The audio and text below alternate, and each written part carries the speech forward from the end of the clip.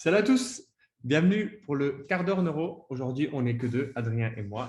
Mais c'est pas grave, on va essayer de faire ça bien. On Alors, va on essayer. rappelle, on va essayer. On rappelle le quart d'heure neuro, c'est quoi? C'est 15 minutes, 10 à 15 minutes, on va dire, de questions suite à ce qu'on reçoit un petit peu dans notre formation ou via les réseaux. Et en fait, on les a un petit peu tous regroupés et d'en faire un mini podcast, une petite série pour pouvoir répondre à cette question avec le lundi, la théorie, donc aujourd'hui, et le mercredi, la pratique.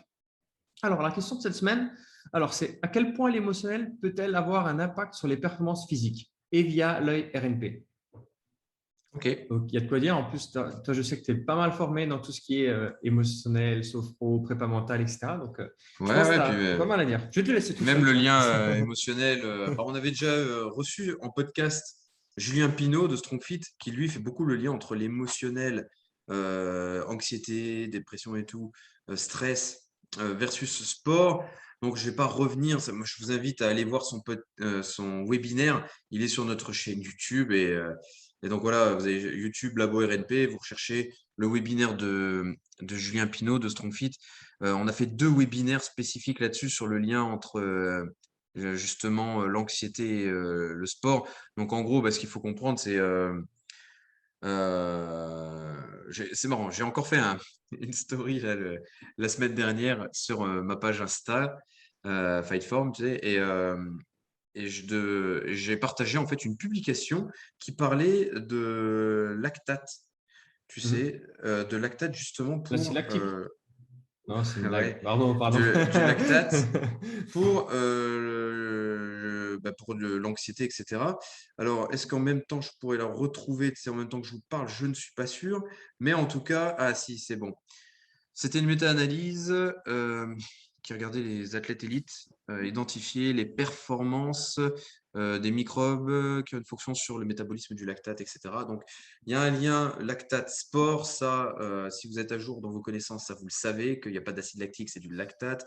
On sait que le lactate, ben voilà, on en a besoin pour pas mal de choses au niveau de nos performances sportives. Ce qui est intéressant, c'est qu'il y a certains transporteurs du lactate, parce que ouais, le lactate, c'est comme s'il prend des bus et puis il va se déplacer un peu partout dans votre corps. C'est quoi? C'est des réactions chimiques en fait qui se passent dans le corps, hormonales, chimiques, etc. Le corps il fonctionne comme ça. Et donc là, le bus il transporte le lactate un peu partout dans le corps. Et quand on fait certains types d'efforts, le lactate il va aller prendre des petits bus qui vont l'emmener à des endroits dans le cerveau. Et c'est ces endroits dans le cerveau où il y a justement, ils vont se déposer, ils vont faire l'arrêt de bus à l'endroit où il y a justement le siège de l'anxiété, tu vois. Voilà, il y a un lien déjà entre oui, faire une certaine activité physique peut entraîner des bienfaits au niveau de l'émotionnel. Voilà. Mais ce qui est cool déjà avec ce que tu dis, c'est le lien avec, tu sais, la question, c'est un peu les facteurs émotionnels sur la performance. Et là, en fait, tu Ouais, reviens un petit peu sur le chemin ouais, inverse. Parce que tout le monde pour, qui se dit, ouais, j'ai de l'anxiété, etc., je suis stressé. ouais. Ils vont faire la relaxation. Et en fait, peut-être, là, tu vas le dire Mais sûrement. en Mais il fait, faut faire l'inverse, en fait. pourquoi, Enfin, ouais, mais pas toujours, pourquoi en mais fin de compte, j'en viens là? Ce qui est important donc à comprendre, c'est que l'impact physique a un lien sur l'émotionnel, mais vice-versa. Et dans notre développement physique, on avait fait aussi tout un webinaire, hein, c'était cet été, j'avais fait un webinaire de contenu sur l'impact de l'émotionnel sur la posture. J'ai partagé énormément d'études scientifiques qui montrent qu'il y a un impact vestibulaire, un impact aussi du cervelet sur tout ce qui était les aspects émotionnels. Donc voilà, donc en fin de compte, il y a en permanence une interrelation qui se crée entre l'émotionnel et la posture. Mais l'émotionnel, comment il se crée à la base de notre développement humain? Ben, il se crée par le mouvement, la posture. Donc dans un premier temps, on est des êtres sensoriels. Donc quand on est dans le ventre de la maman, on bouge parce que la maman, elle bouge, hein. Donc on se remue un peu, ça fait stimuler le système vestibulaire. Il y a un peu le système proprioceptif qui vient déjà se développer dans le ventre de la maman. Donc voilà, on développe déjà des choses sensorielles. Et c'est ça, quand on va naître, après, continuer à explorer ce mouvement qui va permettre au système nerveux de se développer, au cerveau de se développer, et qui va venir développer les aires motrices pour aller, enfin je dis des aires, mais on sait qu'on ne parle plus d'air, mais c'est enfin, les connexions motrices et qui vont aller vers le cognitif, l'émotionnel, etc. Donc en fait, il y a un point principal entre le mouvement et l'émotionnel. Donc souvent, quand il y a des personnes anxieuses, on leur dit va faire du sport, ça va aller mieux. Donc on en sait qu'il y a aussi des études scientifiques qui ont montré, tu sais, l'impact de comment je me tiens Tiens. sur ce que ça va avoir sur mes réactions émotionnelles. Donc, est-ce qu'il faut vraiment tout le temps partir d'un point de vue émotionnel ou est-ce qu'il ne faut pas déjà des fois regarder aussi le physique, tu vois? Bah, de toute façon, tu le vois, même au niveau des réflexes archaïques, c'est qu'ils ont souvent une triple composante physique slash posturale, émotionnelle et cognitive. Ouais, Et comme Matt Boulet le dit toujours, quand il aime bien parler avec personne neuro d'équilibre, etc., parce qu'il développe beaucoup à ce niveau-là, il dit comment tu vas être équilibré dans la vie si tu n'es pas équilibré sur une jambe. C'est ouais. un peu J'aime caricatural, bien mais c'est vrai, ce, tu vois. mais j'aime bien cette phrase-là qu'il partage souvent et c'est totalement vrai.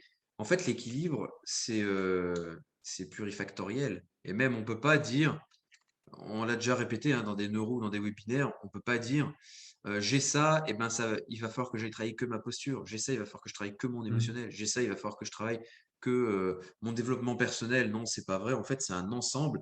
Et si vous voulez matcher, ben, le développement du corps humain, du cerveau, ça se fait par un ensemble d'interactions. Donc, il va falloir aller chercher là-dedans, quoi. C'est bien parce que tu parles de réflexe archaïque, donc je rebondis, tu vois. Vas-y, Alors, on a des réflexes archaïques comme le réflexe de peur paralysante ou le réflexe de Moro, qui sont des gros bloqueurs quand même de la posture. On sait que le réflexe de peur paralysante, quand il se met en place, alors les réflexes archaïques, vous savez, c'est quand on développe 72 réflexes archaïques de la période de gestation, donc dans le ventre de la maman, jusqu'au, on va dire grosso modo, les 7 ans de vie de l'enfant. C'est là la maturité du système nerveux central. Donc, par exemple, vous savez, l'enfant, quand il est né, vous lui donnez le doigt, hop, il ferme la main. Bon, déjà, là, on est en train de développer des choses, des connexions. Et c'est comme s'il y avait des autoroutes de l'information qui n'étaient pas existantes au début de la vie de l'enfant et puis qui vont exister au fur et à mesure de ses sollicitations sensorielles, puis après sensorimotrices. Et donc, quand on fait ce développement, on vient impacter sur l'intégration donc de ce que je disais, les sphères cognitives, émotionnelles, posturales, etc. Le réflexe de peur paralysante, s'il ne se développe pas bien dès la naissance de l'enfant, le problème, c'est qu'il va empêcher tout plein de réflexes archaïques de se développer. Tu vois, il va bloquer plusieurs réflexes archaïques. Et comme on sait que les réflexes archaïques, bah, il y en a 72 à développer, et en fait, ils se développent de manière linéaire. Il y en a un qui va se développer, qui va aider un autre à se développer, ainsi de suite. Donc, c'est synergiste, hein, un peu comme les muscles. Vous savez, quand vous travaillez les pecs au bench, eh ben, il y a les muscles principaux, il y a les muscles antagonistes et il y a les muscles synergistes qui vont aider à la mécanique du mouvement. Et ben, en fin de compte, dans les réflexes archaïques, c'est pareil. On a des réflexes archaïques qui sont synergistes et d'autres qui sont antagonistes. Donc voilà, il va falloir Un pouvoir exemple, par exemple, là tout de suite de réflexe, parce que peut-être déjà qu'ils ne savent pas forcément les réflexes, mais alors en plus antagoniste, synergique par rapport à un. euh, Ou... là, Ah, le tu me mec, mets des questions, il oh faut le que je flop. réfléchisse. Ouais, j'étais parti sur un tout autre truc. Mais on reviendra dessus. Je vous en sortirai un ou deux à l'occasion. Et Ah bah la pratique. quoi? Ouais, sur la La- pratique à la limite. Mais voilà, là, ce qui est important, ben, c'est de comprendre que il y a des réflexes émotionnels qui bloquent complètement après le développement, tu vois, la posture. De toute façon, les réflexes synergistes, etc., on le développe dans notre formation au niveau mentorat. Donc voilà, si certains sont intéressés, ils pourront aller voir, mais on pourra donner un exemple à l'occasion, il n'y a aucun souci. Donc là, le RPP, ce qu'il faut comprendre, c'est que ce réflexe de peur paralysante, ben, s'il ne se développe pas bien, on ne sait pas pourquoi, peut-être un choc dans le développement, peut-être pendant la grossesse, il y a eu un problème, la maman est peut-être souvent stressée et du coup, ça sécrète des hormones qui vont directement chez le bébé. Peut-être qu'il y a eu un choc, un trauma physique ou émotionnel au moment du développement, du neurodéveloppement de l'enfant, ou peut-être plus tard, hein.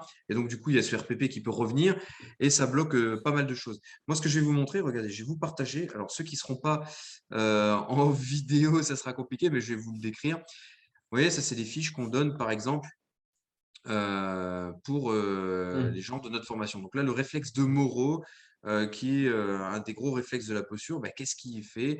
Alors, il vient agir, comme Seb le disait tout à l'heure, sur les facteurs de la posture, l'émotionnel et le cognitif. Donc, outre le fait que, par exemple, la personne, vous savez, il y a des gens, ils sont hypersensibles à la lumière. Moi, je connais quelqu'un là qui vient souvent me voir en posturo et il me dit, ah, moi, dès qu'il y a du soleil, il faut que je mette des lunettes de soleil, je suis hypersensible à la lumière, ça va pas. Donc, on peut se dire, il a un problème d'hypoconvergence, donc tendance à loucher. Donc, on peut se dire, OK, tiens, il va peut-être y avoir un RPP, même s'il est pas trop ressorti, il peut être quelque part, tu vois. Peut-être que c'est inconscient aussi, hein, il y a beaucoup de choses qu'on a au niveau inconscient et on se rend pas compte en fait que c'est des bloqueurs. Le morose, s'il est pas bien développé, par exemple, au niveau sens auditif, c'est pareil. Dès qu'il va y avoir un gros bruit, vous savez, quelqu'un claque une porte ou tape dans les mains d'un coup et hop, vous sursauter.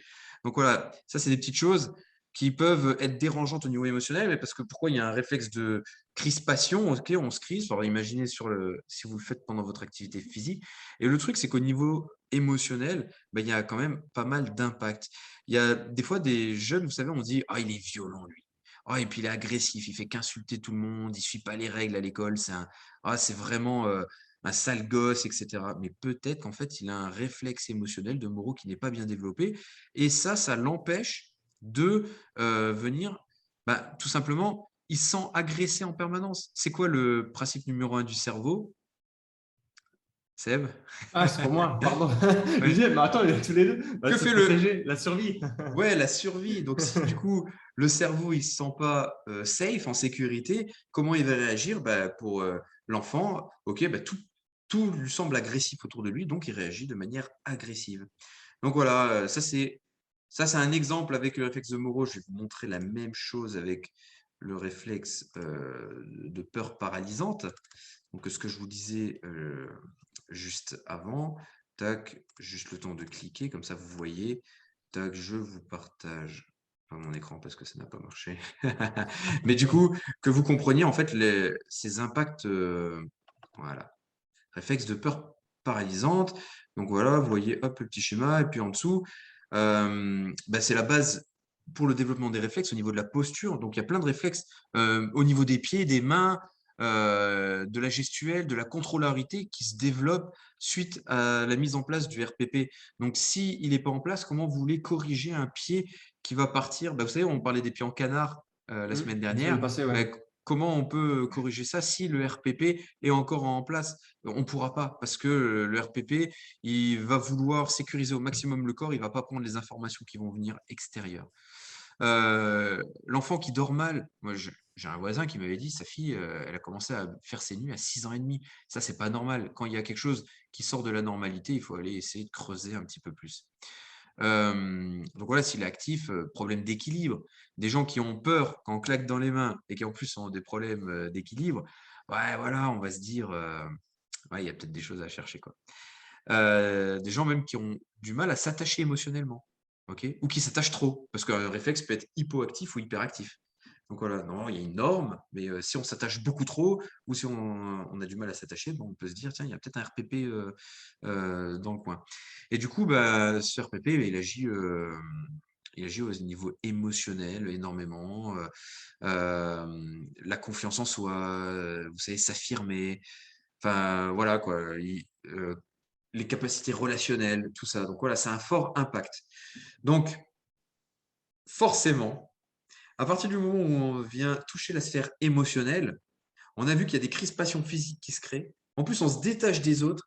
Donc, ça a un impact forcément sur les performances physiques. Imaginez si vous êtes sprinter et qu'à chaque fois qu'il y a le coup de feu du départ, paf, vous êtes là déjà en train de sursauter, mais ou même si vous ne sursautez pas, si ce RPP est présent, le réflexe de Moreau est un peu présent et que bah, votre corps crée une tension, ok, comment vous allez produire la puissance de départ, sachant que quand on veut être puissant, il faut être relâché au maximum.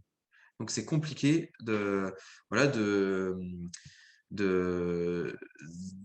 d'avoir un physique en plein potentiel si on n'est pas stable émotionnellement. J'ai beaucoup parlé. Ouais, bah finalement, heureusement que Romain n'était pas là, sinon le quart d'heure en euro, il aurait duré la demi-heure, tu vois. Ouais. Alors après, c'est vrai qu'on a fait pas mal de webinaires là-dessus, que ce soit avec Julien Pinault, ou déjà nous, on a fait un webinaire Ouais. sur ce sujet. Et, ouais, et puis donc voilà quoi. On a beaucoup de choses à dire. Là, j'en rajoute un peu. Regardez nos webinaires passés sur notre chaîne YouTube Labo RNP. Si vous ne les trouvez vraiment pas, bah, venez nous contacter, on vous donnera les webinaires, vous allez mieux comprendre et vous allez voir qu'en fait, il y a toujours une interaction. Il y a des études qui ont fait pas mal, il y a pas mal d'études scientifiques hein, qui avaient été basées sur bah, ces interrelations là. Et voilà, il faut prendre tout en compte si on veut performer. Bon, bah, top. Merci Yes. Adrien. Mais de rien. Je rajoute juste quand même un truc. C'est des fois vraiment, hein, on le voit là, vraiment quand on part dans les sphères émotionnelles, quand on va se former en hypnose, EMDR, etc., qui sont vraiment des traitements ou PNL. Tu as fait la PNL, donc tu vois de ce que je parle. Des Ouais. fois, on a des blocages, mais on ne sait pas pourquoi. On ne les conscientise pas. Par contre, notre corps bloque à certains moments. Voilà, ça c'est dans l'inconscient. Il faut savoir, le conscient peut gérer 4 choses en même temps, l'inconscient 4 millions. Ok. Donc pendant que vous êtes en train de vous fixer sur une tâche, votre inconscient, il a potentiellement 4 millions de raisons de vous bloquer dans ce que vous êtes en train de faire, que ce soit cognitif ou physique, etc. Donc, des fois, il faut quand même aller checker au niveau inconscient s'il n'y a pas des blocages, des perturbations qui sont restées. Donc voilà, faut du coup traiter le corps dans l'ensemble avec la vision RNP. Dans la vision RNP, parce que c'était la suite de la question, c'est quoi l'œil RNP par rapport à l'émotion et la posture? Ben nous, dès le bilan de base, on vient chercher les relations avec l'émotionnel et la posture. Bon, bah, parfait. Voilà, J'ai rien à rajouter. ok, Bon, on super. se voit mercredi pour la pratique. Super, à bientôt. Ciao, ciao. Salut!